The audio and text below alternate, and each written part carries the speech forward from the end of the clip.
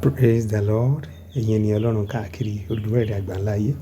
Mo kí wa ní orúkọ Ọlọ́run tó dá ayé àtọ̀run wípé a kú ojúmọ́, a dẹ̀ káàbọ̀ sí ẹ̀kọ́ ọ̀rọ̀ Ọlọ́run fún tòní. Mo gbàdúrà lórúkọ Jésù Kristi bí ẹ ti ń gbọ́ àti ẹ̀ ń wò wá káàkiri olúwẹ̀rẹ̀ àgbáńlá ayé kò ní sú yín kò sì rẹ̀ yín. Ilé ológo tá jọ ń lépa lórúkọ Baba tọmọ tẹ̀mọ́ kò ní bọ́ sọnù mọ́ wa lọ́wọ́. Ìyà ẹnípẹ̀kun yìí á jọ débẹ̀ ni o, á jọ débẹ̀ sinmi ni lórúkọ Jésù Kristi Olúwa àmín. Ǹjẹ́ tí ẹ mọ̀ pé nínú ayé táwa yìí, ó jẹ́ ayé tó jẹ́ ayé tí ó tàn lọ́jọ́ kan. Ó jẹ́ ayé tí èṣù àtàwọn ọmọ ogun rẹ̀ ti ń ṣèjọba. Ó jẹ́ ayé tí kò lọ títí. Ọ̀pọ̀ ènìyàn ti gbàgbé ara ẹ̀ síbi tá a wà yìí. Ọ̀pọ̀ ènìyàn tí ẹ mọ̀ wípé òpin á dé mọ́ lọ́jọ́ kan. Ṣùgbọ́n nírú àkókò bí èyí tí gbogbo èèyàn ti bà àwọ̀ ara wọn jẹ́, ìjọ mọ̀ wípé o nílò láti tẹ̀lé Jésù. Ṣùgbọ́n kí o tó tẹ̀lé, o nílò láti ṣe nǹkan kan kó tó tẹ̀lé. Èyí ni láti ṣe ara rẹ. Ẹ jẹ́ ká gbàdúrà. Ní orúkọ Jésù Ọlọ́run tó dá ayé àtọ̀run, a fẹ́ bá ọ pàdé nínú ọ̀rọ̀ rẹ, bá wa sọ̀rọ̀.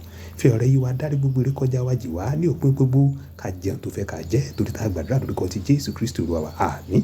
Ẹ̀yin ènìyàn Ọlọ́run, ẹ jẹ́ ká ṣí ìwé mímọ́ sí ìwé ìrètí Lúùkù orí ìkẹsàn-án ẹsẹ̀ ìkẹtàlélógún. Èyí náà ni ẹsẹ̀ wúrà tá a ti ń bá bọ̀ láti bí ọjọ́ 5-6 sẹ́yìn. Ìwé ìrètí Lúùkù orí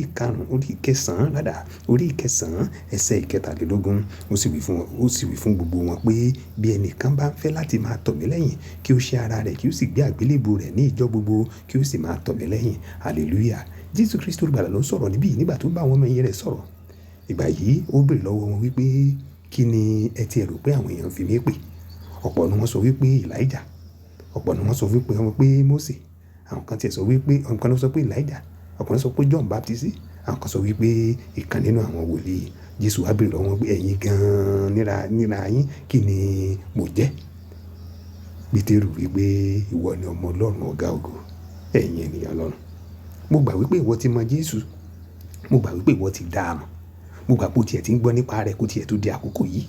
Mo gbà wípé o tiẹ̀ ti ń lọ ilé ìjọsìn, kódà o jẹ́ ara àwọn tó ń ṣiṣẹ́ nílé ìjọsìn. Òun fowó ṣiṣẹ́, òun fara ṣe, gbogbo ẹ̀ ló fi ń ṣe. Ṣùgbọ́n ṣé o lè sọ ní ìwọ nìkan, ní àdánìkan wà ní ìwọ nìkan bó ń tẹ̀lé Jésù lótìtọ́? Ṣé o ń tẹ̀lé? Tó o kò bá tí ì ṣe ara rẹ láti kọ ìfẹ́kúfẹ̀ẹ́ ara sílẹ̀, láti kọ gbogbo àwọn ìríra ara sílẹ̀, láti kọ gbogbo àwọn iṣẹ́ ara sílẹ̀, o ò lè sọ wípé o ń tẹ̀lé Jésù. Èyí ló fi pọn dandan fún ọ láti ṣe ara rẹ ní dájúdájú ní tòótọ́.